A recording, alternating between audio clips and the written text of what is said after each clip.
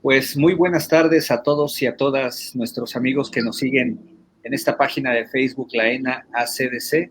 Son las 7 de la noche con 5 minutos igual y había mucha gente preguntando qué está pasando, pero ya estamos aquí. Lo que pasa es que detrás de cámaras estaba muy buena la chorcha con Consuelo, a quien agradecemos muchísimo. En un momento la presentará con más formalidad Blanca.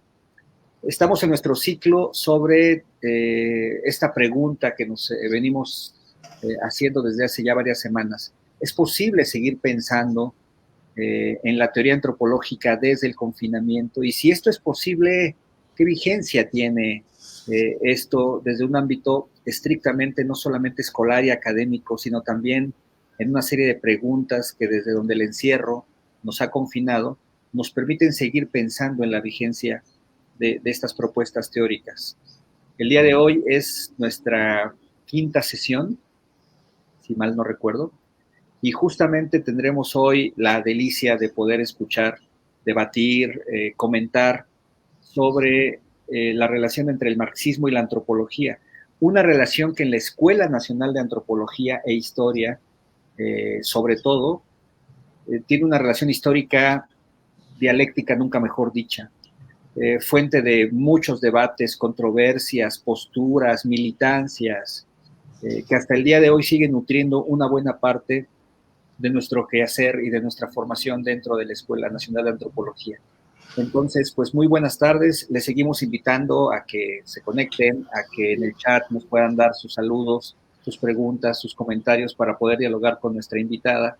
Y le vamos a pedir a Blanca, por favor, que nos haga el honor de presentar a Consuelo. Muchas gracias. Buenas tardes a todos. El día de hoy, en efecto, es la quinta conferencia de este ciclo titulado La teoría antropológica en tiempos de pandemia. Esta conferencia está a cargo de la doctora Consuelo Sánchez y se titula La importancia del marxismo en la antropología. Me permito presentar a la doctora. Ella es licenciada en antropología por la ENA y doctora en estudios latinoamericanos por la UNAM, profesora e investigadora del Instituto Nacional de Antropología e Historia. Ha publicado más de 60 trabajos sobre diversos temas de su especialidad. Mencionaré solo un par porque son muchos. Se cuenta entre las obras La conformación étnico-nacional en Nicaragua, de 1994, y recientemente Construir comunidad, el Estado plurinacional en América Latina, de 2019.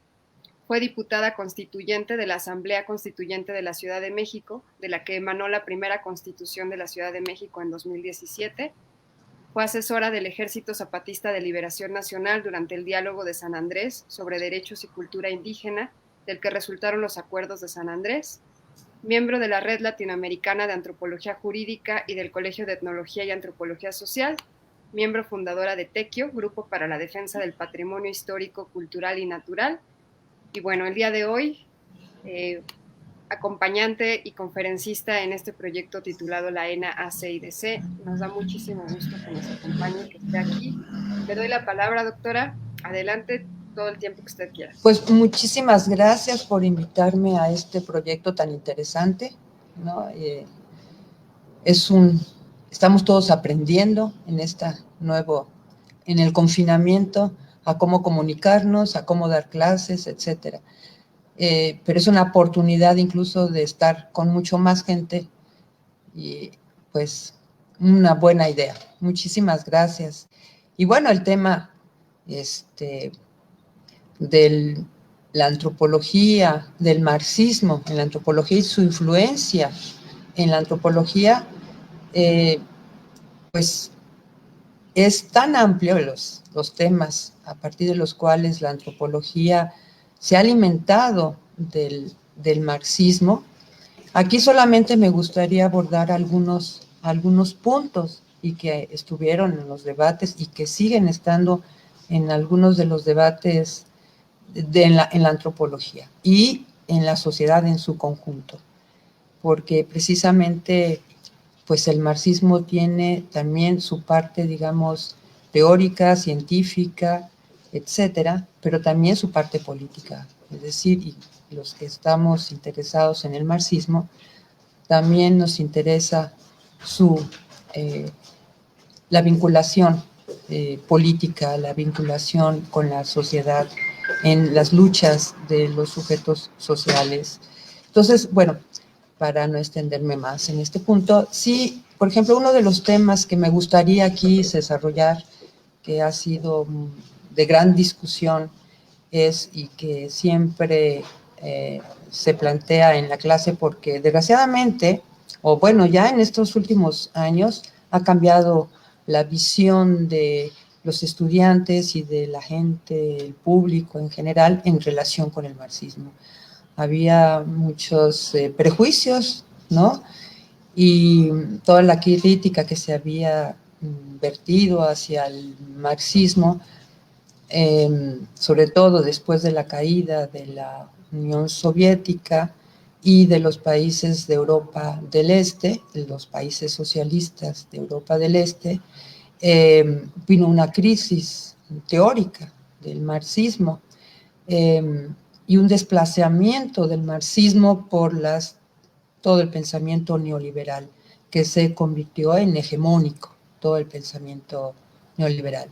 Sin embargo, pues muchos marxistas continuaron, aunque algunos abandonaron el marxismo y se acomodaron en el neoliberalismo, muchos otros continuaron pensando, reflexionando en torno a los temas y las problemáticas del capitalismo hoy, ¿no?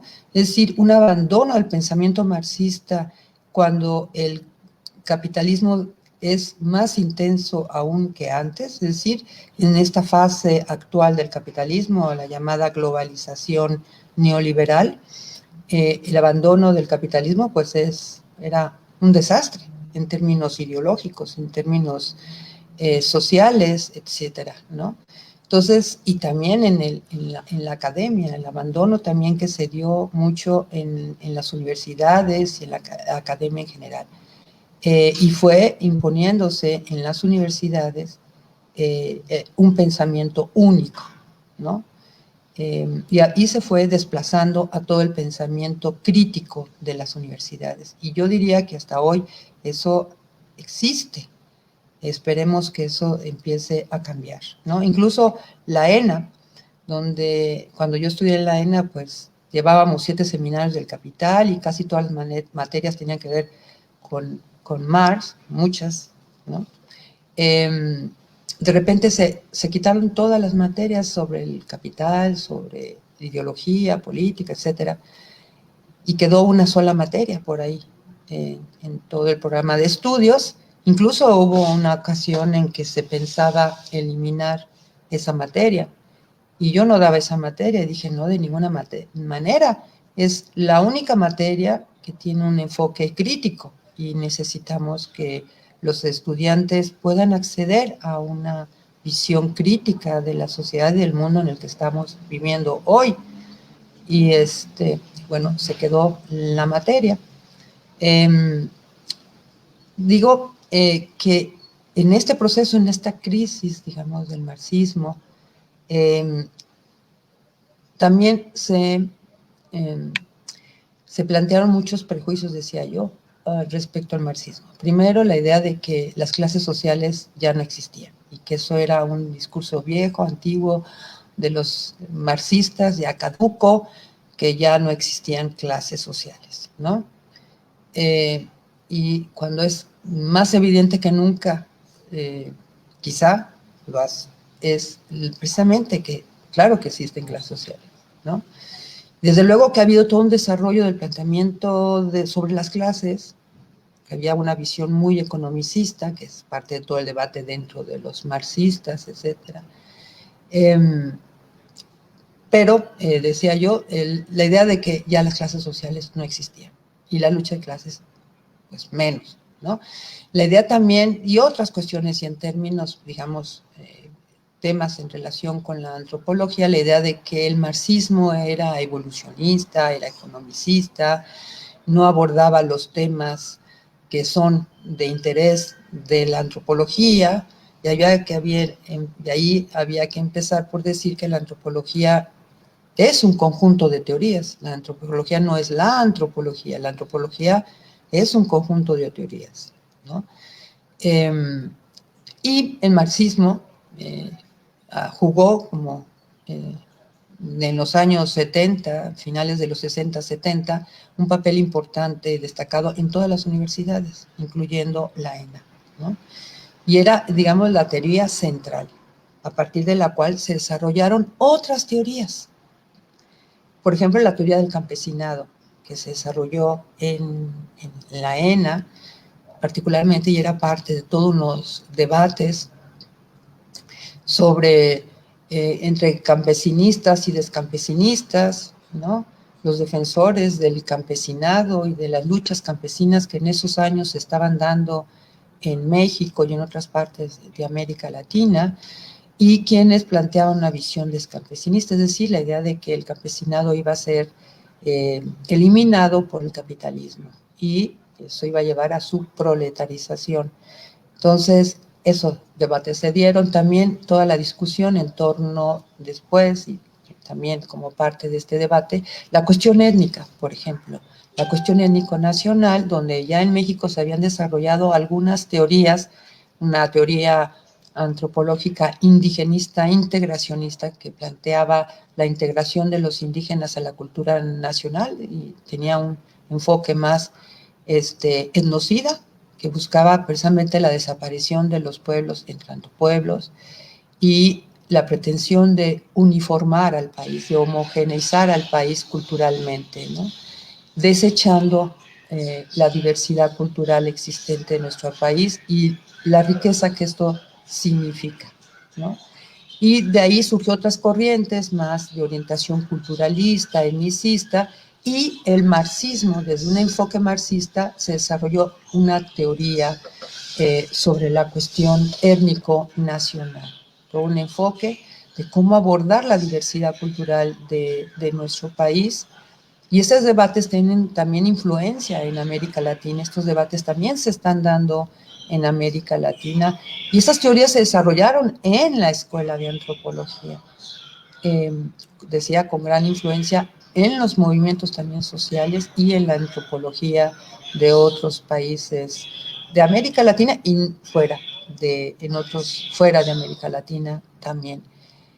Cómo abordar la cuestión de la heterogeneidad sociocultural existente en los países como el nuestro, ¿no? Entonces se desarrolla toda una teoría a partir del marxismo, en esta vinculación de lo étnico con la nación, etcétera, que articula estrechamente la problemática de lo indígena con lo nacional, señalando que la liberación de los pueblos indígenas, la posibilidad de construir también una sociedad diversa, heterogéneamente, y respetar esta diversidad en el marco de la construcción de sociedades diferentes, ¿no? Es decir, no es el reconocer simplemente, sino de transformar, de refundar el Estado y la nación. De ahí viene todo también este planteamiento de la construcción de los estados plurinacionales, que es ahorita un tema central en América Latina, ¿no? Propuesto por el movimiento indígena en Bolivia, en Ecuador y en Chile y en otras partes, y en nuestro país también, desde luego, desde el levantamiento zapatista se planteó con mayor fuerza y sobre todo fue parte del debate público nacional, ¿no? El levantamiento zapatista mismo, que hizo visible las demandas de los pueblos indígenas y de hecho hizo visible la existencia de los pueblos, de los propios pueblos, porque en muchos lugares del país, incluso en el norte del país, creían que ya realmente éramos una sociedad mestiza, que no existían pueblos indígenas.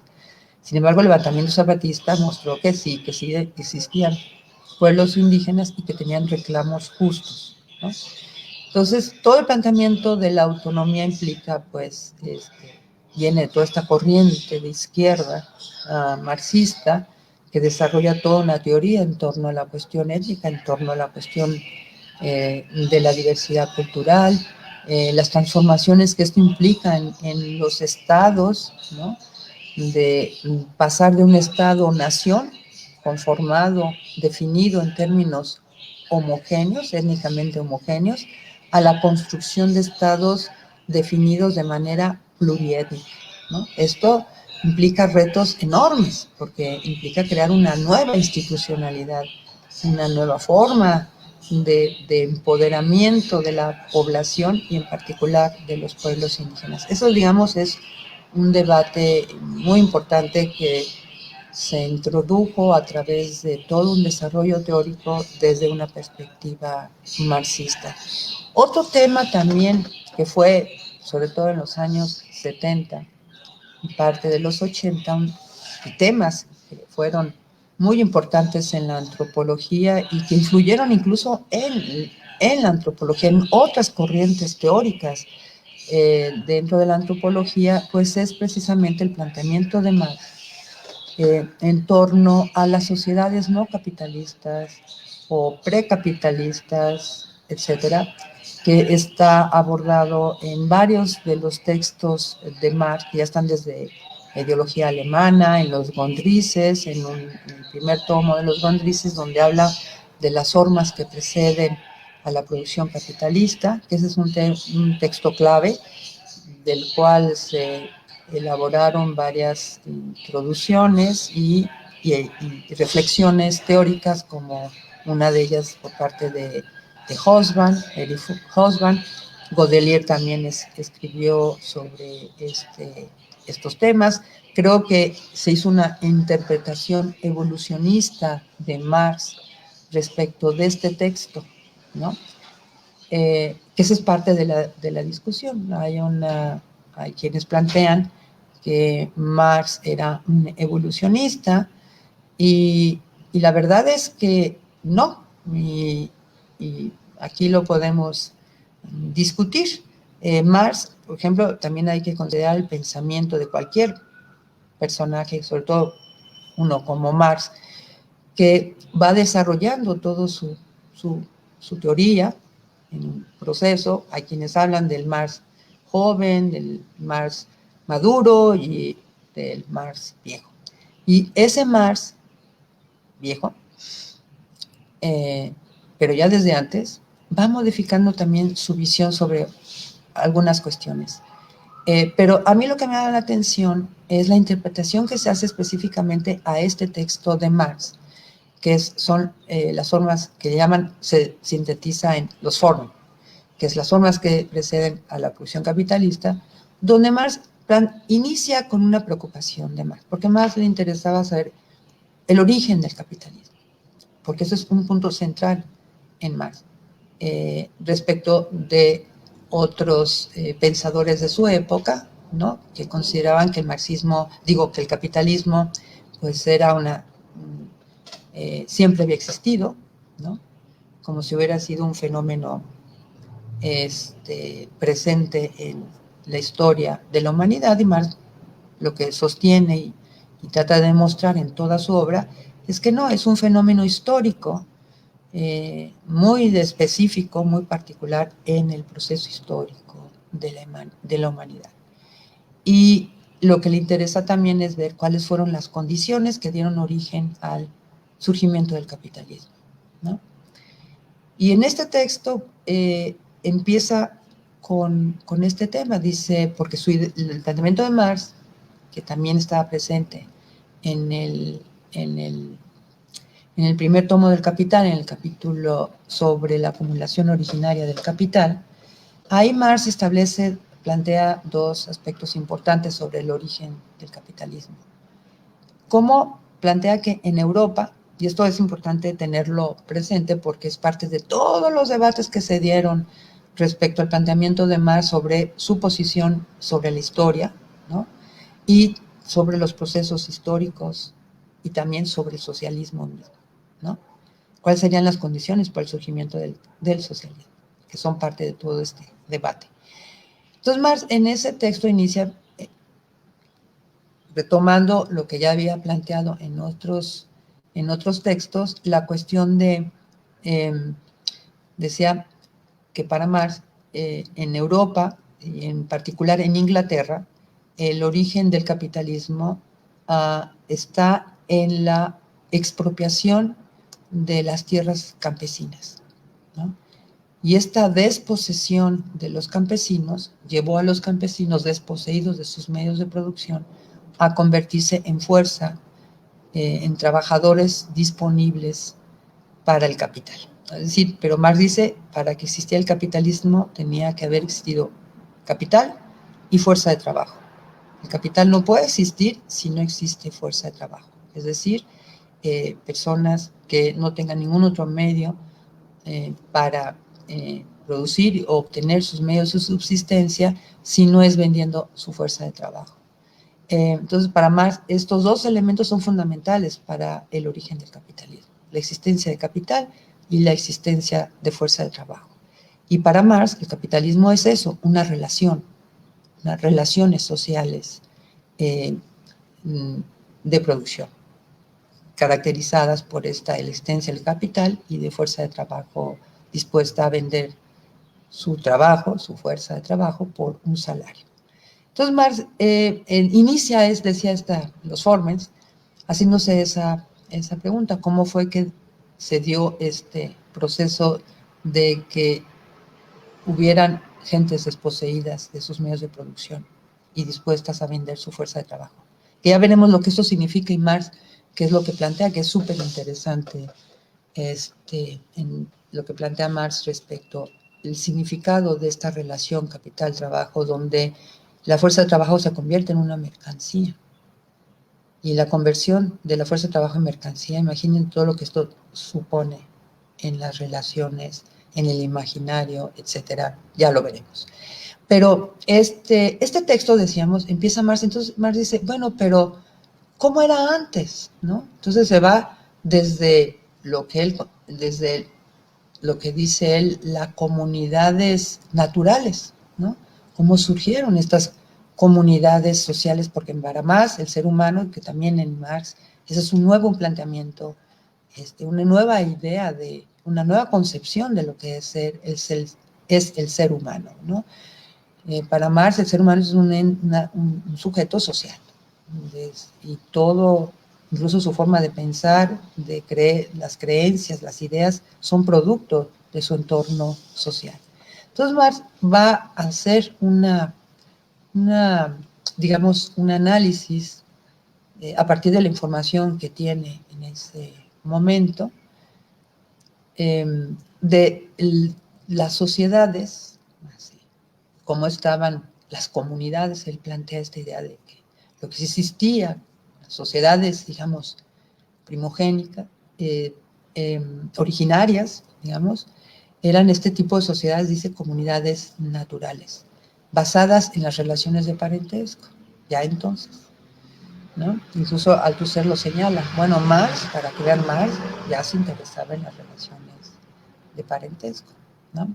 Aunque, bueno, en la relación Althusser-Marx es un poco de parte de Althusser amor y odio, ¿verdad? Bueno, es otra cosa, es otra corriente, pero digo porque hay una influencia del pensamiento de Marx en muchos de los grandes teóricos de las distintas corrientes de la antropología en otras partes. Entonces, va Marx señalando cómo la forma del territorio, la tierra es el espacio de vida de las comunidades, ¿no? De donde toma la subsistencia de lo que vive, también es donde obtiene el material para la elaboración de los instrumentos de su trabajo, etc. Y es la sede de la comunidad. Y aquí es muy interesante cómo empieza a decir, bueno, estas formas de comunidad, la forma además de propiedad de la tierra, del territorio, dice, es comunitaria. Y empieza a ver cómo a partir de esta base comunitaria de la tierra y de posesión de la tierra y del trabajo colectivo, ¿no? Que serían estas formas de comunidad originaria en la historia de la humanidad, dice, surgieron distintas formas de propiedad, ¿no? Sobre esta misma base de la propiedad comunitaria, que en tanto eres miembro de esa comunidad, puedes tener acceso a la tierra. Es decir, la relación de la propiedad de la tierra está relacionada con la pertenencia a una colectividad, a una comunidad. Entonces, ¿cómo se van desarrollando distintas formas de propiedad? y él habla de la romana, griega, ¿no? Germánica, como distintas formas de propiedad que se van desarrollando, la asiática y la que sería ya capitalista. Pero en este análisis de estas distintas formas de propiedad, donde encuentra que, por ejemplo, cómo se desarrollan formas de propiedad privada, y se convierten y se van convirtiendo en la predominante, y cómo esto va destruyendo a la comunidad misma. Entonces, digamos, ese tipo de preocupaciones están ya presentes en Marx. Pero está hablando de distintas formas de propiedad, no está hablando de distintos modos de producción, ¿no? Ni en ningún momento señala que de una forma económica se pasa a otra, ¿no? Como pudiera ser una perspectiva evolucionista, ¿no? De que se tiene que pasar necesariamente de una forma social a otra, un modo de producción a otro. En este texto Marx no está hablando de eso, y sin embargo todas las interpretaciones que se hicieron de este texto lo plantean como una perspectiva, incluso como que Marx, al introducir la cuestión de las formas de propiedad asiática, ¿no? Donde pone el acento, dice, aquí lo que encontramos son muchas comunidades, ¿no? Que son propietarias de su tierra, y lo que hay es un estado, ¿no? O embrionario, o un ente superior que articula a todas esas comunidades, ¿no? Que mantienen la propiedad comunitaria y que están articuladas a través de este ente, a quien le pagan un tributo, y también es organizador de toda la infraestructura, ¿no? Necesarias para estas comunidades distintas dentro de esta entidad, etcétera. Entonces, lo que empiezan a enseñar, bueno, aquí ya vimos en Marx, algunos dicen, una visión, un evolucionismo multilineal, ¿no?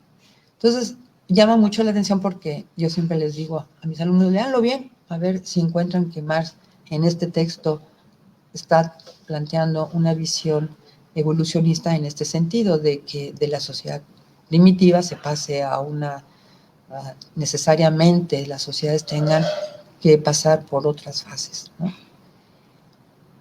Y sin embargo, Marx, por ejemplo, ya en su obra, en otros textos, ya incluso ya habiendo publicado El Capital, y en otras obras, incluso él se empezó a interesar mucho, conoció, le entregaron el libro de Morgan, y pues le llamó mucho la atención a Marx y a Engels, ¿no? Haber encontrado una persona que planteaba precisamente cómo la propiedad, el papel de la propiedad en los distintos procesos evolutivos, ¿no? Incluso llegó a plantear Morgan, bueno, pero las contradicciones que esto genera puede llevar a otro tipo de sociedad, ¿no? No solamente la sociedad, o sea, la evolución no terminaba en la sociedad civilizada, capitalista, etcétera, ¿no? Sino podía continuar la evolución. Entonces eso le llamó mucho la atención a Marx y a Engels, y más a Engels. De hecho, Engels escribió su obra de El origen de la familia, la propiedad privada y el Estado, pero es una reelaboración de la perspectiva de Morgan, ¿no? Es una reelaboración, digamos, marxista de lo que planteaba Morgan. Pero Marx tiene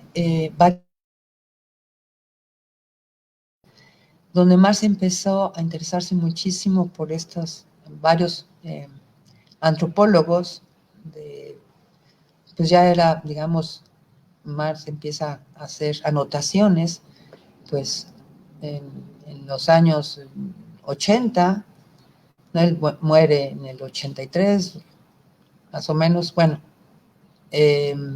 Entonces, esas anotaciones que hace, interesado en esta obra, y también en la Comuna Rusa. Y y ahí muestra incluso en su análisis sobre la comuna rusa, más aún que no era un evolucionista, ¿no? Es decir, bueno, pudo haber en algún momento Marx tenido una posición que dio lugar a una interpretación evolucionista, ¿no? de su planteamiento. Pero ya en 1877 él incluso escribió un artículo para la edición de una revista donde él fija su posición respecto a lo que se decía de él respecto de su posición sobre la historia, su concepción de la historia, que planteaban que él tenía una teoría general, una filosofía de la historia, y Marx dice, no, a ver, yo no tengo una posición suprahistórica, ¿no? Sino donde tengan que pasar, todas las sociedades tengan que pasar por mismos procesos de humanos, ¿no? Yo lo que propongo es un estudio histórico concreto, ¿no?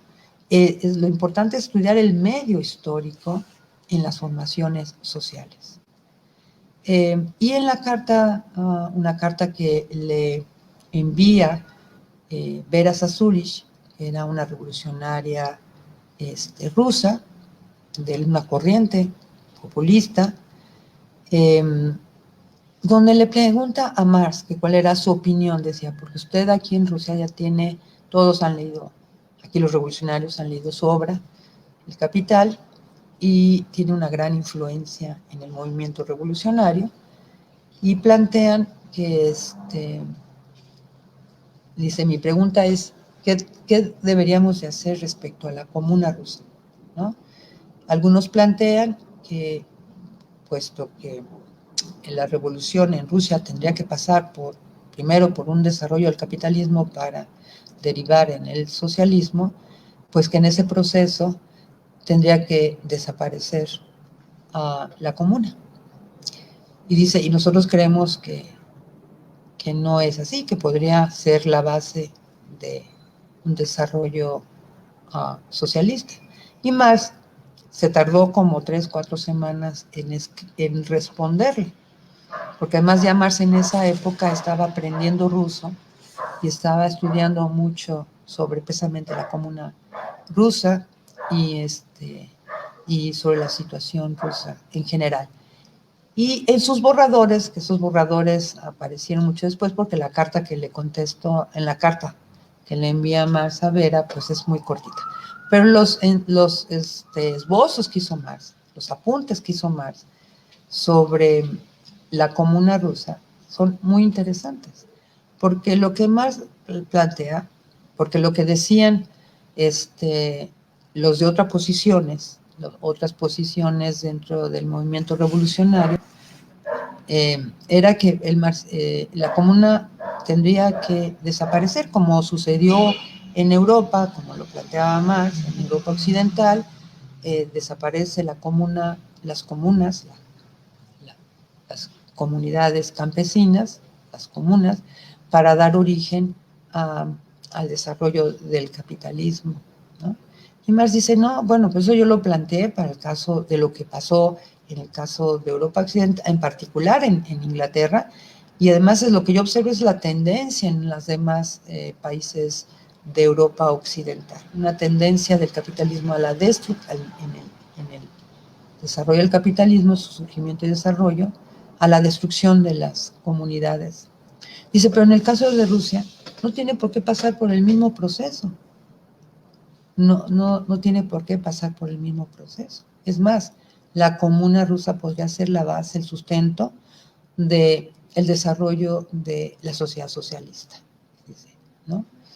Y plantea una serie de aspectos. Y hace un análisis de lo que es la comuna rusa. Es decir, Marx está interesado en su obra en qué pasa precisamente con estas comunidades. Incluso en sus apuntes sobre un investigador ruso, de Kovalevsky, que él mismo, Kovalevsky, le da a Marx un trabajo suyo, donde hace un análisis sobre la Comuna Rusa, pero no solamente sobre eso, sino analiza también el caso de América Latina, en particular de México y de Perú y de otros países de Asia, respecto a la situación de estos países que pasa durante el régimen colonial. Entonces, Marx también se vuelve un crítico del colonialismo. Si bien en sus primeros trabajos y escritos en los periódicos planteaba en una ocasión, y eso lo señalan muchos como para indicar que Marx era un eurocéntrico, etcétera, es que Marx planteó en aquella ocasión y en algunas ocasiones que el colonialismo en la India promovería, ¿no?, que la India pudiera incorporarse al capitalismo y por ese medio lograr su avance hacia el socialismo. Pero Marx fue cambiando toda esta visión, incluso su visión sobre la cuestión del nacionalismo, su visión sobre los nacionalistas, los movimientos nacionalistas, su visión también sobre el racismo en Estados Unidos, porque le toca, hace comentarios y fija su postura, su posición respecto a la guerra civil en Estados Unidos y su apoyo a la población negra, y a favor de acabar con la esclavitud en Estados Unidos, ¿no? Entonces, ahí ya va cambiando su posición respecto a estos temas, que al principio planteaba como fundamental la lucha de clases, y eso desde luego lo va a mantener como un elemento fundamental, pero lo que Marx también se va dando cuenta de la importancia de las luchas, por ejemplo, de los nacionalistas, de los movimientos nacionalistas, sobre todo, por ejemplo, el de Irlanda, respecto de Inglaterra, movimiento de liberación y de constitución de su propio Estado-nación, ¿no?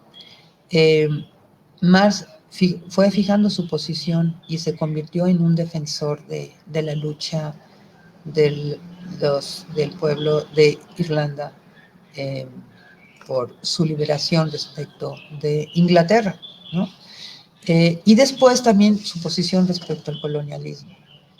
Se volvió un crítico del colonialismo, ¿no?, del carácter destructor del colonialismo, de las formas de vida de la población colonizada, la destrucción de las formas de propiedad, precisamente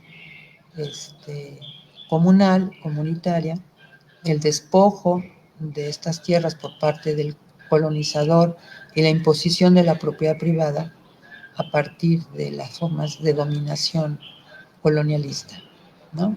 Entonces, más en esta etapa y desarrolla una serie de ideas muy interesantes que serán retomados por otros marxistas, ¿no?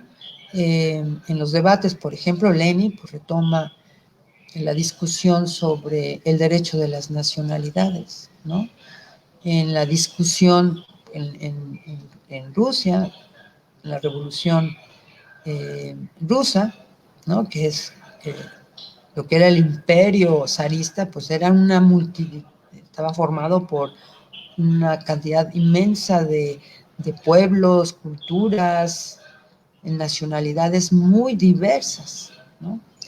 Y Lenin dijo, no, nosotros tenemos que ser campeones en la defensa de los derechos de las nacionalidades a su libre determinación, porque en esa época también en el resto de Europa habían muchos otros movimientos nacionalistas que buscaban su constitución de su propio Estado-nación, desprenderse de otros imperios, ¿no?, el austrohúngaro, etcétera, el otomano, en fin, buscando también sus procesos de constitución de sus propios estados-nación, había movimientos nacionalistas. Y en el caso de Rusia, de lo que había sido la Gran Rusia, Lenin planteó todo un debate muy, muy rico, muy interesante por parte de Lenin, retomando muchos de los planteamientos de Marx respecto a lo que se llamó la cuestión de Irlanda o la cuestión de Polonia, ¿no? Todos los planteamientos de Marx en defensa de la lucha de estos pueblos y lo que Marx planteaba en torno a cuál debería de ser el papel de los trabajadores, por ejemplo, de Inglaterra respecto del movimiento nacionalista irlandés, y planteaba que iba a jugar un papel fundamental, debería de jugar un papel fundamental los trabajadores de Inglaterra en la defensa de los reclamos nacionalistas de los irlandeses. Pero después se dio cuenta que los trabajadores ingleses, pues, eran unos nacionalistas ingleses y unos chauvinistas, ¿verdad? O no estaban muy por la liberación de estos pueblos. Entonces, él fue entendiendo y la complejidad de los fenómenos de este tipo de movimientos políticos, como es el nacionalismo, los reclamos de libertad respecto de la dominación y opresión de otro país, de otra nación, ¿no? Entonces, eso fue también retomado por Marx. Y decía yo, muchos marxistas retoman esto, como decíamos, Lenin, otros no estaban muy de acuerdo, pero Lenin sostuvo y escribió sobre este tema, señalando que los marxistas y los revolucionarios habían que defender la lucha y los reclamos de autodeterminación de los pueblos, ¿no? Y todo un debate también con Rosa Luxemburgo, etcétera, sobre estos temas. Hay obras extraordinarias, o sea, una riqueza en el debate, ¿vale? Y sensacional. También la cuestión del colonialismo, que Marx, decíamos que en esta etapa ya de madurez, Marx se convierte en un crítico del colonialismo, ¿no? Y empieza a darse cuenta y anota, qué lástima, que ya no pudo desarrollar lo que tuviera pensado hacer a partir de estas anotaciones. Pero Marx se da cuenta que la lucha, las resistencias contra el colonialismo se dan a partir de la comunidad, ¿no?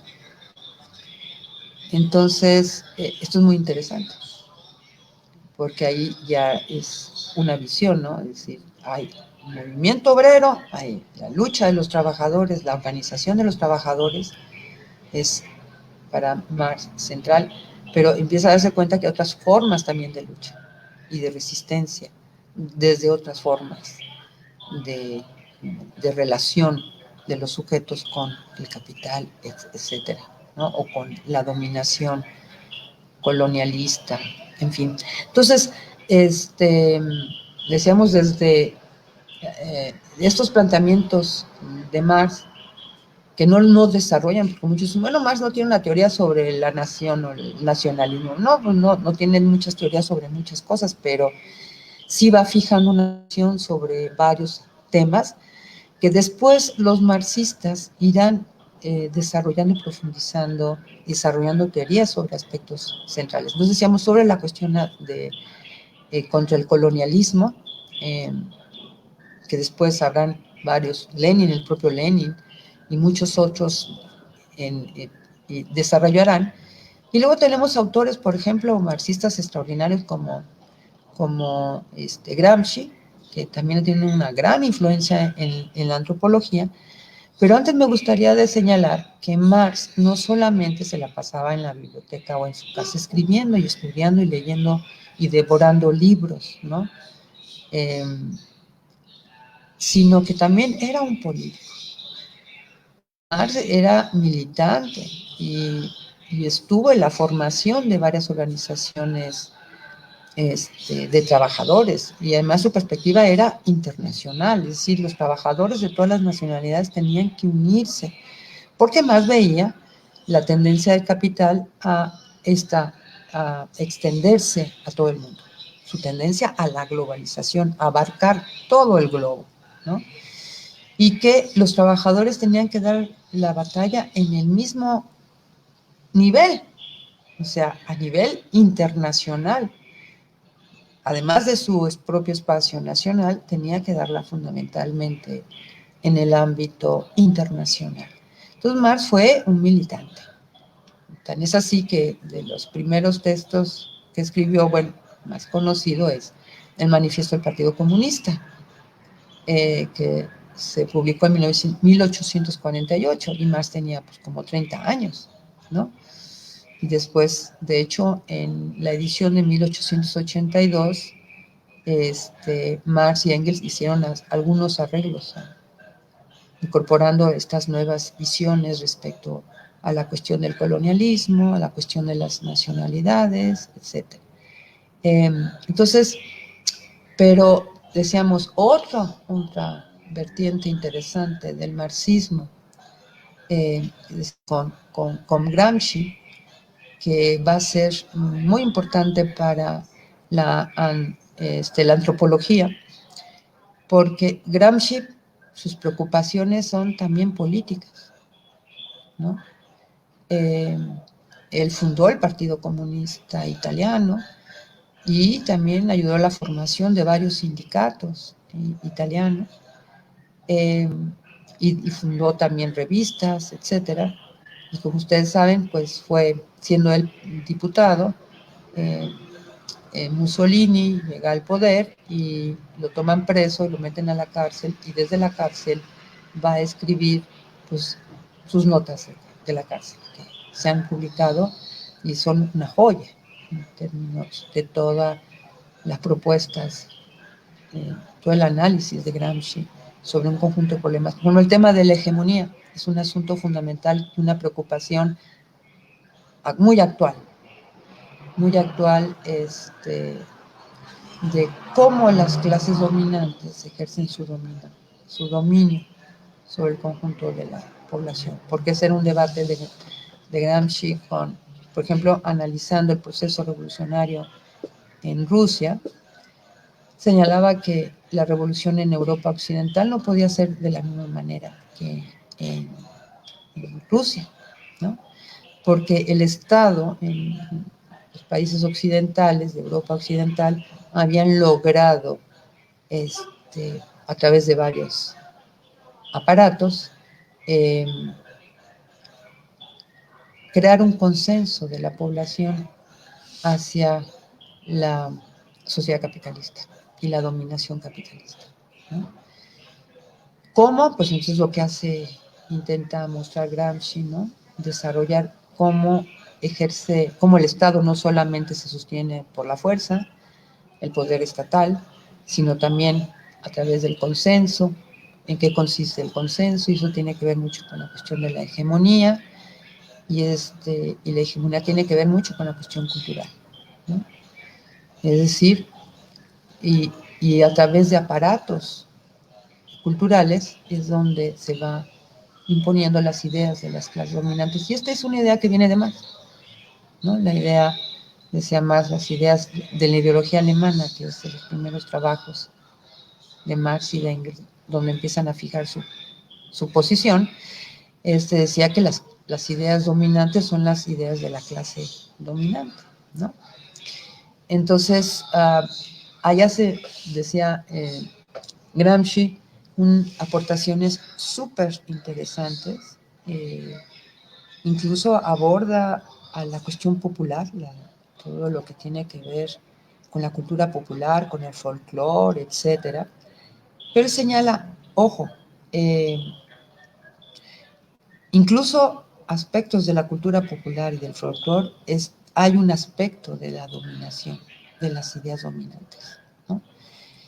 Y claro, como un revolucionario también está planteando cuál debe ser la tarea de las fuerzas revolucionarias, ¿no?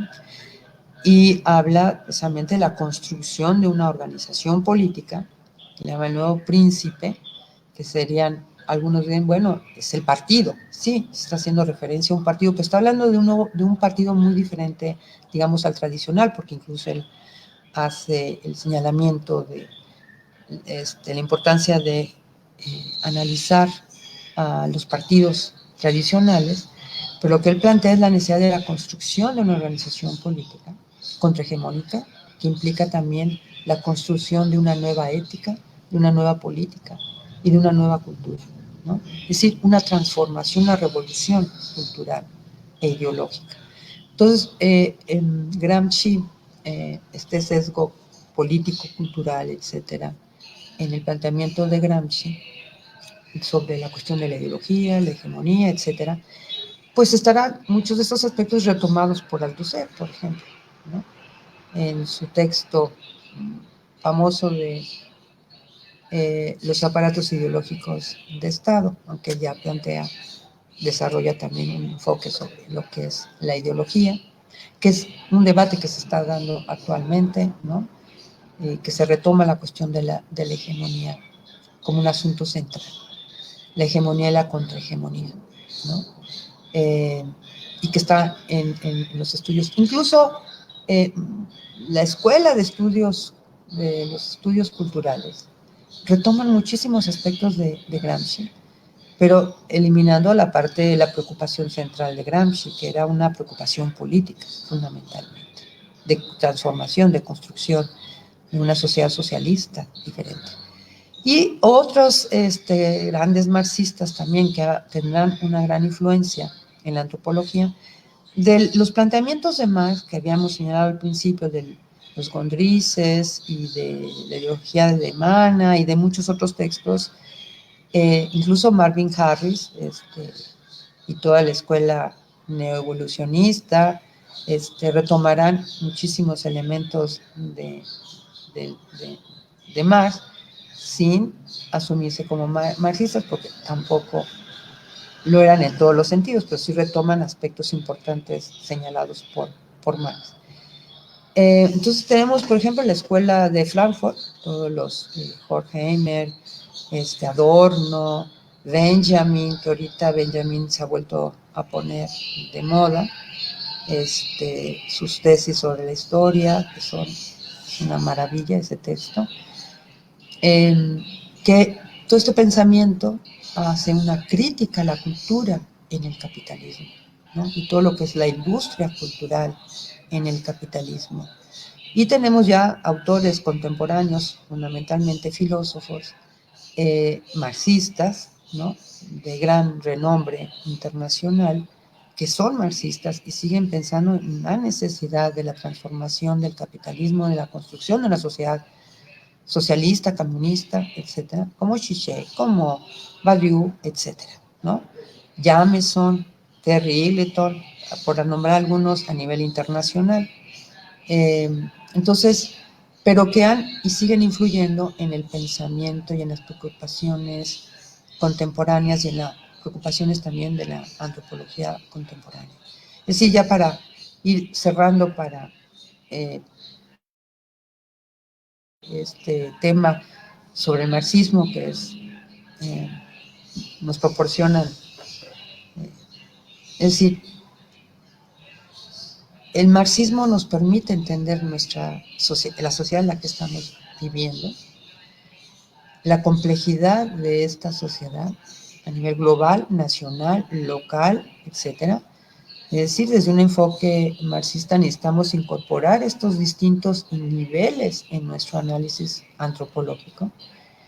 Pero si queremos abordar cualquiera el aspecto político, Marx el marxismo en general, los desarrollos teóricos sobre la cuestión, sobre estos temas, la cuestión del Estado, de la política, etcétera, desde marxistas que desarrollan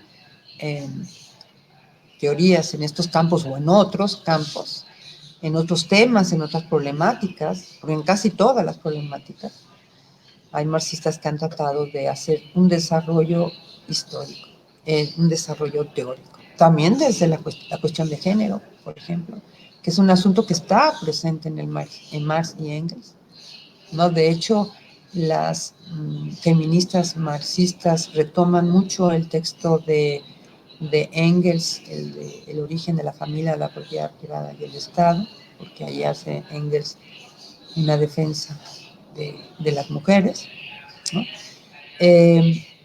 Pero desde luego, pues, no está todo, ¿no? En los padres fundadores de esta gran teoría, ¿no? Que además, desde luego, Marx, con su gran obra, El Capital, pues, es gran obra, que sigue haciendo hasta hoy un análisis que permite entender el funcionamiento del capitalismo hasta hoy, ¿no? Es decir, mientras exista el capitalismo, necesitamos del marxismo. Cuando ya no haya capitalismo, pues a lo mejor dejará de ser importante el marxismo, pero mientras exista el marxismo, será central. Y como decía Sartre, todas aquellas teorías que pretenden superar a Marx, terminan yendo más atrás, ¿no? Dice, porque ahora, mientras estemos precisamente en una sociedad capitalista, la teoría de Marx seguirá siendo importantísima. Pues yo ahí lo dejo y agradezco muchísimo. Esperemos que podamos ahorita con preguntas, comentarios, seguir en la discusión. Pues muchísimas gracias, Consuelo. Sí, sí hay varias cosas en el chat, saludos, gente que te recuerda con mucho cariño, gente que está al pendiente. No sé si quieres, Blanca, empezar a comentar aquí las preguntas, los saludos. Sí, claro. Está muy activo el chat. Tuvimos cerca de 33 personas en vivo, entonces, que nos han acompañado durante esta hora.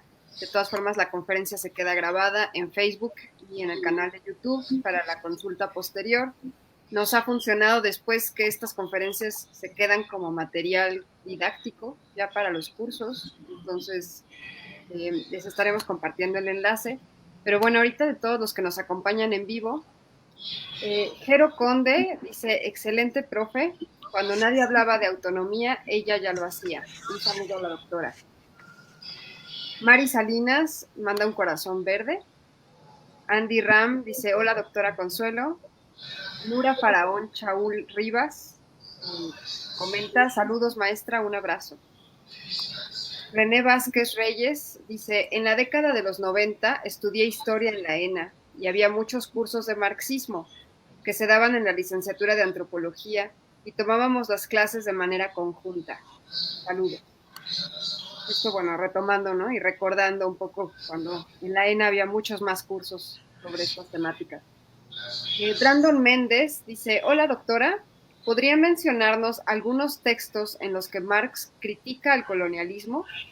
Porque apenas hoy en clase, revisando un texto que se llama Materiales para la Historia de América Latina, Marx señala que México, y en general América Latina, se beneficia de la tutela estadounidense, precisamente porque constituye un progreso. Y se me hace algo parecido a lo que usted mencionaba que Marx decía sobre la India con respecto a Inglaterra. Entonces quisiera contrastar sus ideas. Sí. ¿Hay más preguntas? Sí, no sé, ¿quieres que leamos? Bueno, de este libro, fíjense, a ver, ojalá, a lo mejor se puede conseguir en Bolivia. Ahora el Estado Plurinacional de Bolivia, como ustedes saben, así se llama, ese es su nombre constitucional, el Estado Plurinacional de Bolivia, ha estado publicando varios textos de Marx inéditos. Y está muy interesante porque aquí, que se llama Comunidad, Nacionalismos y Capital, Marx, 200 años, textos inéditos, no se ve, ¿verdad? Sí, se ve. A lo mejor se puede bajar de internet, porque lo que quieren es difundir el pensamiento de Marx y sobre todo estos textos, porque aquí publican textos inéditos de Marx, que son anotaciones sobre todo. Que es, yo les platicaba del cuaderno de Kowalewski, que hace anotaciones, donde precisamente en relación con lo que señala Kowalewski de México, ¿no? Del colonialismo español en México, Marx tiene anotaciones. Y sería muy bueno, a lo mejor bajar de todo lo que tiene que ver con Marx es facilísimo bajarlo de internet. Está prácticamente disponible a todo el mundo, todos los que quieran. Casi todos los materiales de Marx y de marxistas se pueden bajar de la red.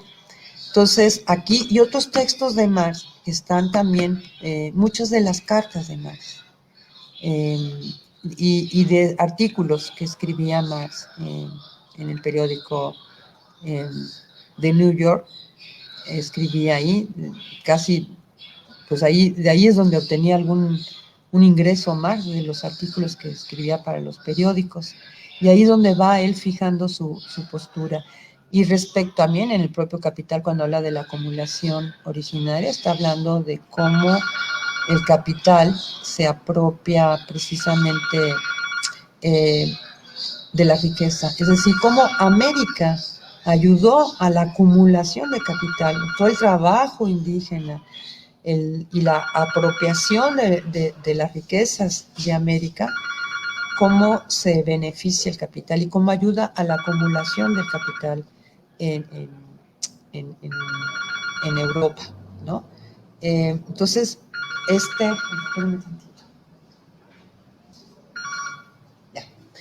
Si nos recuerdas el nombre para que lo empecemos a googlear y... A ver si se llama Comunidad, Nacionalismo y Capital, Marx, 200 años, textos inéditos, que decía yo que fue publicado en Bolivia. Y hay otro también sobre que son, si no, Ya lo encontré, se lo mando ahorita a Blanca para que nos lo ponga en el chat. Ya está, ya está. Padrísimo. Ya lo puse en el chat. Ay, eso parece competencia de traficantes de sueños. De PDFs. Buenísimo.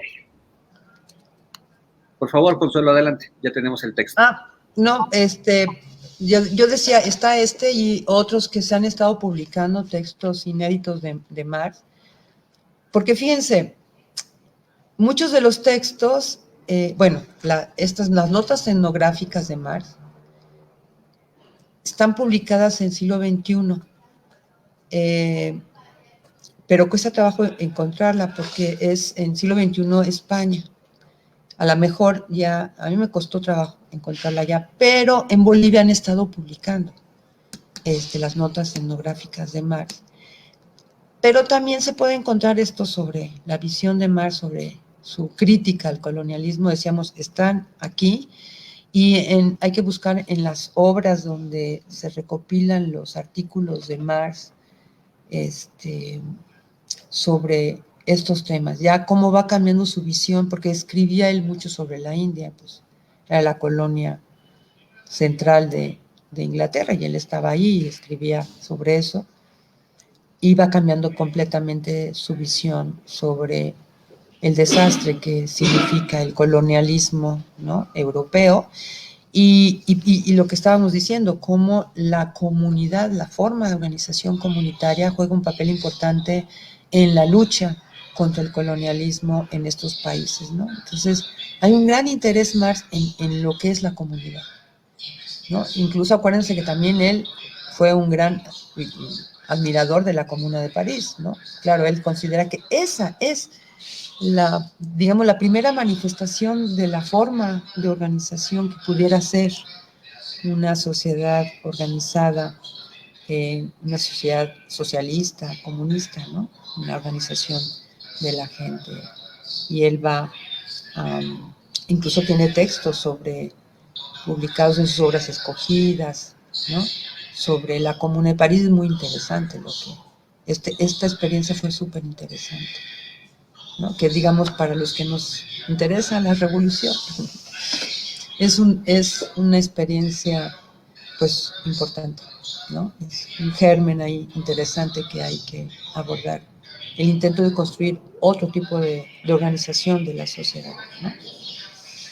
Pero claro, sí, en los tiempos que vivimos tal vez sería bueno, aunque no seamos especialistas en estos temas o en estos textos, sería bueno acercarnos a esta literatura. Hay más preguntas, voy a seguir. Laura Jim dice, interesante la ideología marxista que influye de manera constante del pensamiento contemporáneo. Felicidades y saludos. Casi no te oigo, Blanca. ¿Podrías hablar un poquitito más fuerte? Sí, claro. Repito para que nos escuches. Laura Jim dice, interesante la ideología marxista que influye de manera constante en el pensamiento contemporáneo. Felicidades y saludos. Adriana Rosas dice, saludos profesora, gracias por esta conferencia tan buena, cuídese y un abrazo. Marta Lidia Ajú dice, ¿en qué texto se habla de los estados plurinacionales? ¿En qué texto? Bueno, en mi libro que acabo de publicar se llama Construir Comunidad, el Estado Plurinacional en América Latina, que está en siglo XXI. Ahí pueden consultar. Y bueno, pueden leer la Constitución de Bolivia sobre el Estado plurinacional y textos de bolivianos que hablan sobre el Estado plurinacional. Y pues lo pueden conseguir ahí mismo, también en la red hay muchos textos de García Linera, por ejemplo, el vicepresidente de Bolivia, con Evo, ya ahorita ya no, fue cuando sufrieron el golpe de Estado que le hicieron a Evo, que estuvieron aquí en México, precisamente, y estuvimos con ellos, ¿no? Invité a los de la ENA, organizamos una reunión con Evo Morales y García Lineras en la Olin Yolisli. Entonces, nuestros invitados principales eran los de la ENA, porque los teníamos al lado. Y allí estuvieron en este evento y el vicepresidente García Lineras. De hecho, García Lineras es el que ha estado promoviendo la publicación de estos textos, ¿no? De estas obras de Marx inéditas. Porque en este trabajo vienen varios textos de Marx que son inéditos, ¿no? Son tres textos de Marx inéditos. Uno de ellos es las notas sobre Kovalevsky, sobre las comunas y comunidades campesinas y la situación en Asia, África y América, ¿no? América Latina. Sí. Y yo también les mando un gran saludo a todos y un abrazo. Pero no quedan ahí las preguntas, me parece que todavía hay algunas más. A ver. Tenemos dos más, voy con la primera. Palm Ángel dice, hola, gracias por la charla. Mi pregunta es, conceptualmente, ¿de qué manera podríamos abordar el concepto de trabajo de Marx, trasladándolo al trabajo reproductivo, que sobre todo es una actividad que hacemos las mujeres? Ajá. Leonard, ¿quieres que lea la segunda? Si quieres, como... Sigo. Adrián Rodríguez dice, no se puede entender el capitalismo sin la colonización de América. Como comenta la profesora, hay referencia de ello en el capítulo 24 del Capital. Para varios economistas marxistas del Caribe, son centrales los textos de Marx para entender este tipo de sociedades. Pienso en el caso de Eric Williams. Magnífica conferencia. Y Adriana Rosas dice, me preguntaba si podría mencionar algunos títulos sobre marxismo feminista, por favor. Muchas gracias. Eso es todo lo que tenemos del público. Sobre el trabajo reproductivo, pues hay toda una literatura muy interesante sobre esta discusión desde el enfoque marxista, ¿no? Cómo el trabajo de las mujeres en el hogar, que no es reconocido, ¿no? Como trabajo, y por tanto tampoco es remunerado, cómo el capitalismo se aprovecha de este trabajo, ¿no? Es decir, parte de la ganancia del capital está en el desconocimiento del trabajo de las mujeres, el trabajo que permite que el trabajador vaya al día siguiente a trabajar, es decir, la que hace la comida, el desayuno, la cena, etcétera, que permite y crea condiciones para que el trabajador pueda al día siguiente ir a trabajar, ¿no? Es decir, el trabajo de la mujer, el trabajo doméstico, es aprovechado. Se beneficia el capital de este trabajo no pagado, no remunerado de las mujeres. Algunas feministas pues han planteado que este trabajo sea pagado, sea primero reconocido y que sea también pagado, ¿no? Entonces, digamos, eso es parte de la discusión, incluso que el Estado pueda intervenir en este asunto, ¿no? Pero si ya lo planteamos como un asunto del capitalismo, el capital debería de pagar por ese trabajo, ¿no? O bueno, ya planteándonos los términos todavía más allá, en el plano de una revolución, pues tendríamos que plantearnos de otra manera, ¿no? La situación del reconocimiento de este trabajo doméstico y del trabajo de muchos miembros de la familia que se ocupan de tareas del cuidado, de cuidado y de labores domésticas, etcétera, que no son reconocidas y no son pagadas, ¿no? Entonces sí, esa es una reflexión que está muy en el pensamiento feminista y marxista, ¿no? Hay incluso encuentros internacionales de mujeres marxistas, y la otra pregunta de textos sobre marxistas feministas, te busco el material, incluso de todas las feministas que están ahorita trabajando mucho el tema, marxistas feministas que están trabajando los temas actuales, incluso la cuestión de la violencia y todo eso, te los mando para que estén en la red. Te hago una compilación de textos, porque más ahorita es muy importante para la ENA, es un tema muy importante, no solamente para la ENA, pero sino en general, en el país y en todos lados es un tema clave, que tenemos que darle una salida importante y auténtica, pero ustedes saben que esto implica cambios profundos de orden cultural. Tenemos que transformar prácticas, imaginarios, representaciones, etcétera, que están en las personas desde que nacen, ¿no? En la familia, en la escuela, en la sociedad, etcétera, que reproducen esta visión distorsionada de la mujer y del hombre mismo, ¿no? Entonces, que implica, sí, cuestiones de orden jurídico, de orden en cuanto a la violencia, de orden penal, lo que ustedes quieran, pero así no se va a resolver el problema. Necesitamos hacer una transformación cultural.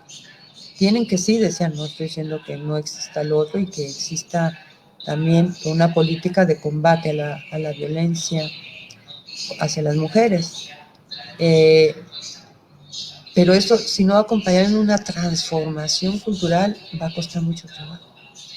Entonces, sí, te voy a hacer una lista. Y es más, es que debería de haber un curso obligatorio en la ENA para todos sobre este tema.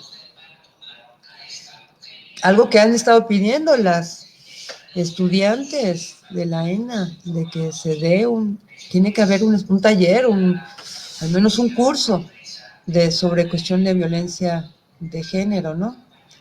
Como ya ven que ahorita incluso está muy penalizada en la violencia política de género, las penas altísimas hacia quienes ejercen violencia de género.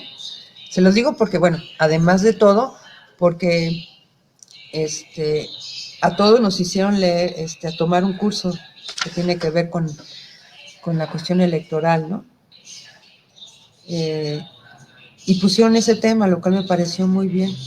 Todo el tema de la violencia de género, que es bastante amplio, toda la nueva legislación que hay sobre la violencia política de género y las causas, que es lo que se considera violencia política de género, y las penas para quienes incurran en violencia política de género. Eso está muy bien, pero sí deberíamos de hacer un cambio, promover un cambio político, cultural en México. Y luego, en la antropología, por cierto, varias marxistas, antropólogas marxistas, o de orientación marxista hicieron aportaciones importantes, como Marcela Lagarde, por ejemplo, en México, ¿no? Y de alguna manera también Marta Lamas, digamos que fueron las pioneras que iniciaron el tema, el debate desde la antropología respecto a la cuestión la cuestión de género, ¿no? La problemática de las mujeres. Y este sentido, también esta idea de el problema también es un problema cultural, ¿no? Obviamente tiene que ver con la desigualdad de poder en las relaciones de género y lo que esto significa. Y otras cuestiones, pero tiene que ver con el asunto cultural, ¿no? Cómo transformar esto, cómo deconstruir que están en esto, ¿no? Es todo un debate. Y yo busco la bibliografía, aquí ahí tengo, porque hace poco tuve que ver con eso y te la mando. No sé si hay... Pues creo que hay muchísimas más dudas que certezas. Eso ayuda muchísimo para dejar la discusión siempre abierta, Consuelo. A mí me gustaría cerrar esta maravillosa hora y media casi ya, que tú decías, ay, es mucho tiempo y no. Finalmente las preguntas de los compañeros y compañeras siempre ayudan como a repensar de una manera más creativa y eso también nos permite dialogar, así sea en la distancia. A mí lo que me gustaría preguntarte como última pregunta y desde tu experiencia personal es, en la formación de antropólogos, ¿qué tan vigente ves hoy, qué tan fresco ves hoy el debate marxista en nuestra escuela y fuera de la escuela también? Es decir, por supuesto que como toda teoría, ¿no? De repente hay una cantidad extraordinaria de filias y fobias, y donde uno a veces extraña más que la postura personal o el tema de una ideología que se convierten a veces en una falta de actitud empática para poder dialogar más a fondo. Yo sí creo que estamos ante un pensamiento que no pierde vigencia, tú lo dijiste muy bien, es decir, mientras haya capitalismo tendremos que seguir con estas herramientas y mejorarlas, afinarlas, volverlas más agudas. De repente el zapatismo, a mediados de los 90, fue un viento fresco en la ENA y en la antropología mexicana que obligó a repensar viejas categorías caducas y a abrir nuevos modelos y esquemas para poder seguir pensando en estos diálogos de muchos mundos posibles. Mi pregunta es esa, tú al día de hoy, ¿dónde sientes que es necesario seguir fortaleciendo este tipo de debates? Ya salieron algunas respuestas ahorita, ¿no? Compañeras que piden seguir profundizando el tema feminista desde lecturas críticas de Marx, etcétera. Pero bueno, en tu opinión y experiencia, ¿dónde crees que debamos seguir insistiendo para mantener este pensamiento vigente y afilado, como decían los revolucionarios en Centroamérica, como un machete, ¿no? Ahora que vemos América Latina en un ascenso de un populismo de derecha casi imparable, con profetas y mesías en el centro, en el sur, en muchos lados, ¿qué tanto de veras las y los estudiantes de antropología podrían seguir tomando estas herramientas para mantener pensamiento vigente, abierto, plural? ¿Cuál sería tu postura, Consuelo? No, pues yo creo que es central. Yo lo he vivido en estos tiempos que fue donde estaba en auge el neoliberalismo y las ideas aplastantes neoliberales, ¿no? Todas centradas en el individualismo, en la privatización, y culturalmente, pues promoviendo todo lo que promovían las industrias culturales, ¿no? Que ese es un tema súper importante que deberíamos de abordar y de discutir incluso en la escuela. Necesitamos hacer una revolución cultural en el país, en muchos aspectos. Ahorita estamos en una batalla por la hegemonía, un debate de ideas, una batalla de ideas. Las clases que se sienten desplazadas en el actual gobierno están vueltas locas. Allá hay que una batalla que dar de ideas. Porque es obvio que hay otra pretensión de ir por otra línea. Es decir, la derecha dice, es que quieren acabar con las instituciones.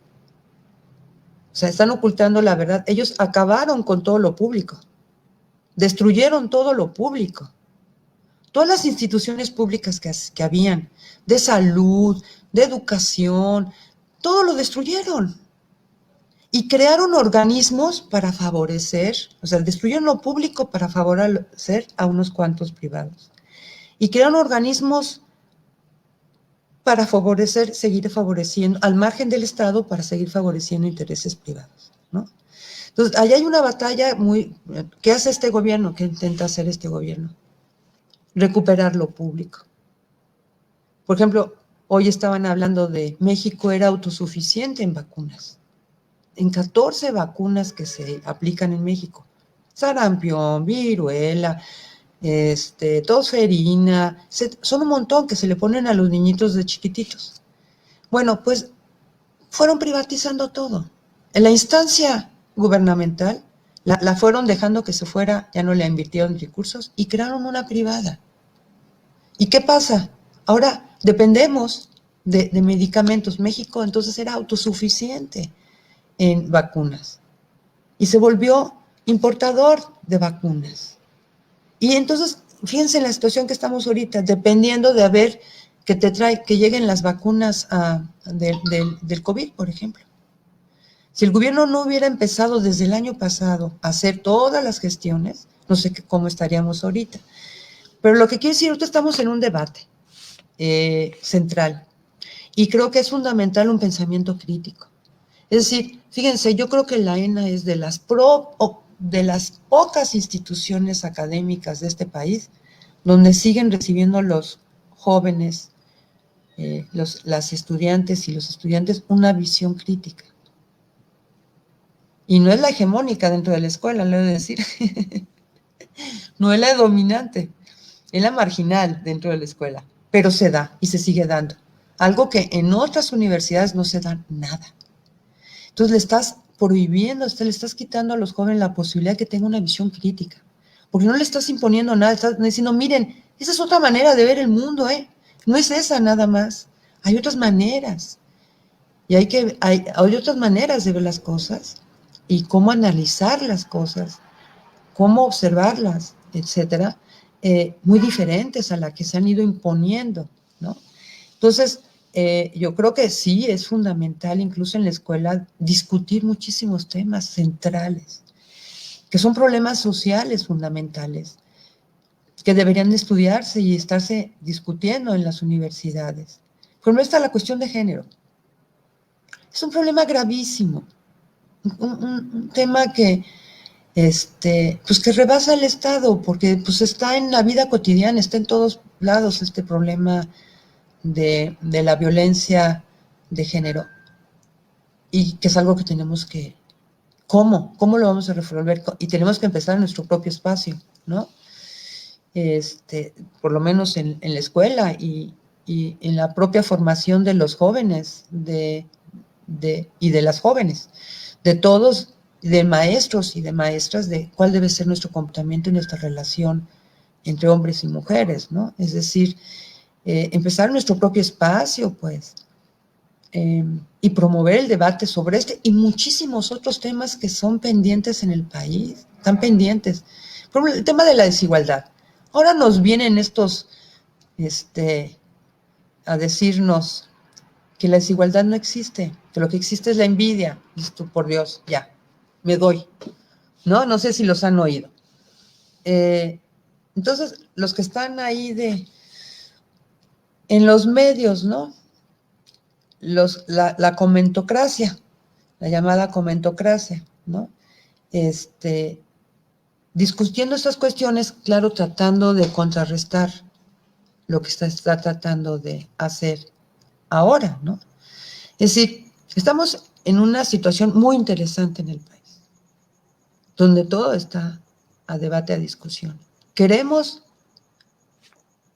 que se privatice lo público? Yo digo que, bueno, es mi opinión, claro que no, ¿no? Pero eso está en la discusión que están planteando la derecha. Su enojo es eso, porque se había puesto al país a disposición de la derecha, de los grandes capitalistas. Lo público se había convertido, se le había transferido, lo que dice David Harvey, un marxista, geólogo importantísimo, ¿no? Habla de la acumulación por desposesión, partiendo del planteamiento de Marx sobre la acumulación de capital, ¿no? Que en el neoliberalismo lo que tenemos es una nueva forma de acumulación por desposesión que implica transferir toda la riqueza pública y social a una clase social. Es decir, empoderar cada vez más, darle más poder económico-político a la clase burguesa, a la clase capitalista. Y eso ha sido el neoliberalismo, es quitarle, transferir la riqueza pública, que es de todos, y la riqueza social, las tierras indígenas, las tierras campesinas, en las zonas urbanas cercanas, como en la Ciudad de México, cualquier otro lugar, para el desarrollo inmobiliarios, etcétera, la transferencia de riqueza y de trabajo. Es decir, el salario que estaban recibiendo los trabajadores era de vergüenza. Era ya una situación de esclavitud en la que estaban los trabajadores mexicanos, el outsourcing, todo eso. Es decir, gobiernos neoliberales trabajando para enriquecer a unos cuantos, a costa del sufrimiento de las mayorías en este país. Son temas que deberían de estarse discutiendo en las universidades. Son temas claves, esos son lo que deberíamos estar discutiendo. Es decir, no podemos estar pasivos, o sea, un gobierno tratando de hacer cambios y todo el mundo haciéndose como que no pasa nada, ¿no? Y la derecha sí está muy busa, caperuza, para tratar de mantener y volver a imponer sus privilegios. Y eso es un desastre, ya lo vimos. Este país estaba desapareciendo como país. Lo estamos convirtiendo incluso en una colonia norteamericana. Entonces, pues son temas que hay que debatir. Aquí en la UNAM y en todos lados. Pero la autocensura que impuso el neoliberalismo en todos los lugares, esa autocensura, de como que esos temas no nos competen, ¿no? Nosotros hablemos de otra cosa, de la luna, del cielo y el mar, pero de temas reales que nos están afectando, que están afectando a los mexicanos, etcétera, pues son temas que deberíamos discutir. Yo creo que, pues lo que era antes la universidad, lo que era antes la ENA, donde se debatían estos temas centrales, problemáticas centrales del país, ¿no? Que atañen a la sociedad. Es decir, ¿cómo nos vinculamos con lo social si no es a través de la discusión de los temas que son centrales para la mayoría de la población de nuestro país? De modo que sí, Carlos, yo estoy de acuerdo en que deberíamos de tener más debates de discusión en la escuela sobre todas estas problemáticas de nuestro país, de los jóvenes, por ejemplo. ¿Cuál es el futuro de los jóvenes? Un gobierno neoliberal que no, para la mayoría de los jóvenes no tenían futuro para nada.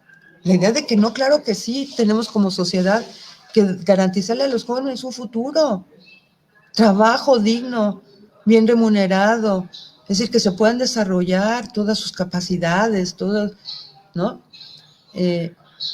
Claro que sí. ¿Y por qué no como universidades, como escuelas, no tenemos, por qué no discutimos cuál es nuestra posición sobre estos temas, ¿no?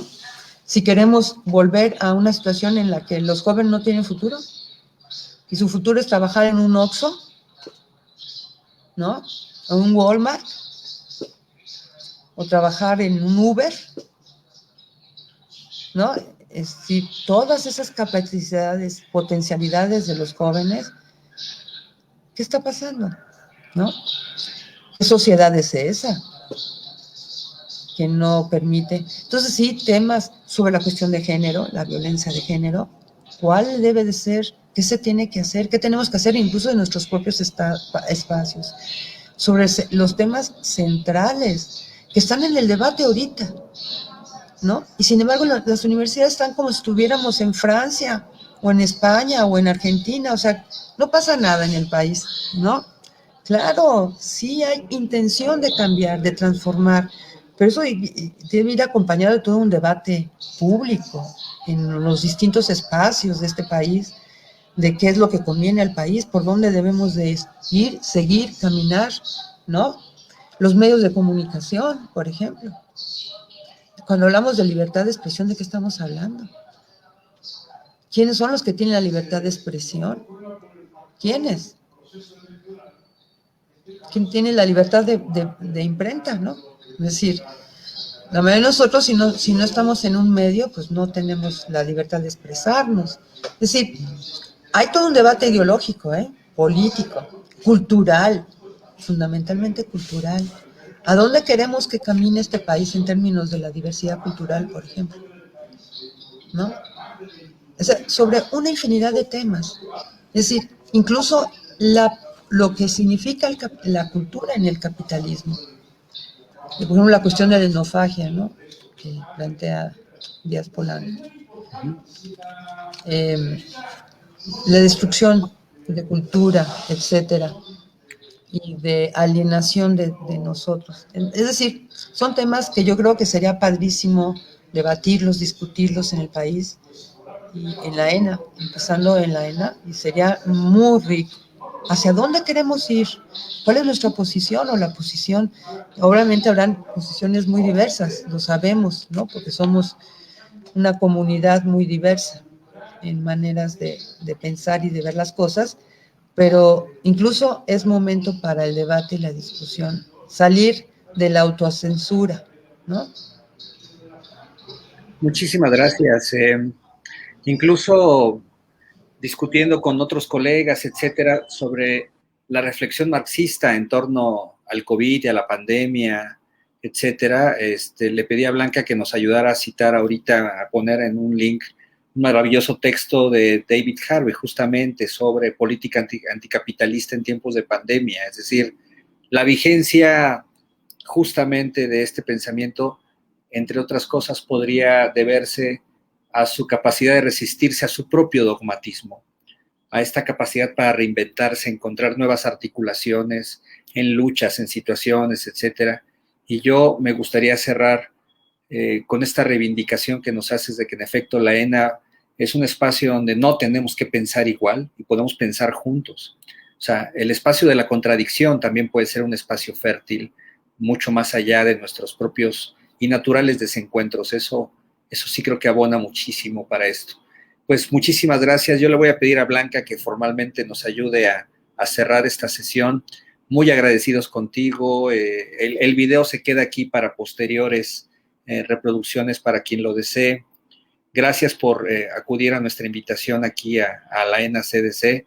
Un día te vamos a pedir que nos ayudes a traer a Héctor Díaz Polanco para que también hagamos una charla padrísima con él. Y bueno, pues Blanca, si gustas, por favor, cerrar. De parte mía y de corazón, gracias, Consuelo, por tu generoso tiempo con nosotros. Blanca, por favor.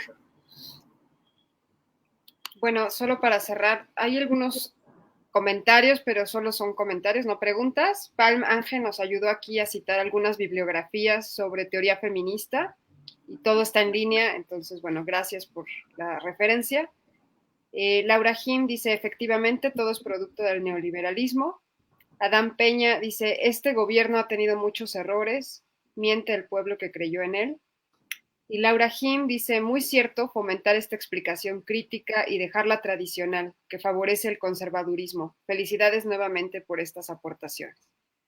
Bueno, son comentarios del público. Aquí igual se van a quedar para poder hacer el diálogo en el chat, en Facebook. Y bueno, yo agradecerte, Consuelo, muchas gracias por estar aquí, por acompañarnos esta hora 40. Realmente organizar este ciclo de conferencias pues no ha sido fácil, pero la verdad es que ha salido muy bien todas las conferencias que hasta el día de hoy se han realizado. Y hoy creo que se tocaron temas muy, muy relevantes, sobre todo para el contexto actual de nuestro país y de otros países en Latinoamérica. Entonces, muchas, muchas gracias. Perdón, Blanca. Sí. Perdón por la interrupción tan salvaje. Podemos ir medio anunciando, aprovechando tu presencia, Consuelo, que tendremos el 10 de mayo un conversatorio con investigadores y estudiantes salvadoreños en México sobre la situación actual de este golpe de Estado constitucional que se está desarrollando en El Salvador. Perdóname, era buen momento para anunciarlo. El cartel lo estamos circulando hoy en la noche, pero bueno, pues para recuperar también nuestra vocación latinoamericanista y latinoamericana en la escuela, ¿no? Perdón, Blanca, adelante. No, perfecto. Entonces, un poco para hacer la agenda de estos próximos días y que vayamos anotando. Este jueves nos vemos para la presentación de un libro, solo hago el anuncio, es un libro titulado Breve Intermedio. Este jueves 6 de mayo es sobre artes escénicas durante la pandemia. Entonces nos vemos a la presentación editorial de esta obra que apenas acaba de salir. Y el lunes 10 de mayo, como acaba de decir Carlos, para festejar a las mamás, nos vemos en esta mesa de diálogo. El cartel sale ya en breve, que se titulará Golpe y autoritarismo en El Salvador al borde de una dictadura. No se lo pierdan, va a estar muy bien. Y comparto rápido la pantalla para regresar a nuestro cartel de estas conferencias de teoría. Se ve chiquito, pero ahí se ve. Pues ya estamos en mayo, en el cuadro de abajo. Hoy tuvimos a la doctora Consuelo Sánchez. Lo que sigue entonces es el martes próximo, martes 11 de mayo, a las 19 horas, con el doctor Alejandro Fujigaki, Giro ontológico, bifurcaciones relacionales y reflexividades políticas en la antropología. El jueves 13, al doctor Mauricio Sánchez, una mirada ortodoxa a lo heterodoxo, aprendizajes de la teoría del riesgo de Mary Douglas para la reflexión antropológica en torno a la COVID-19. Y concluiremos el ciclo de conferencias el 20 de mayo con el maestro Pedro Bando, del símbolo a la significación. Eso en cuanto al ciclo de conferencias de teoría.